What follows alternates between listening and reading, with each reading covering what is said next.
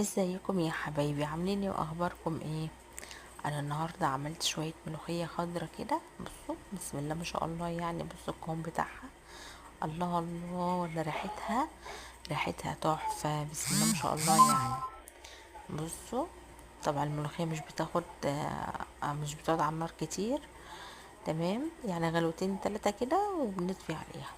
وعملت كمان معاها صينية رز معمر فلاحي، ريحتها تهبل، تاكليها كده. يعني صينية الرز دي تاكل كده حاف من غير اي حاجة جنبها. احنا بقى كده نعمل الطشة بتاعة الملوخية الحلوة دي. معانا بقى ايه؟ كام فص توم مهروسين كده، ومعلقة كزبرة ناشفة، مع معلقة سمنة بلدي او سمنة عادية، اي سمنة انت عايزاها. ونحمر التومة كده، نخليها دوبك تصفر بس كده، تاخد لون، عشان خاطر ايه؟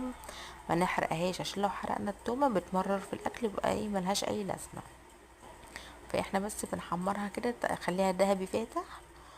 وبعد كده بننزلها على الملوخية الحلوة بتاعتنا الجميلة. الله الله على الملوخية وريحتها، حاجة كده عظمة يا ولاد، عظمة، بسم الله ما شاء الله يعني. بصوا، شوية ملوخية يتشربوا كده ايه بالسلطانية، مش بالمعلقة.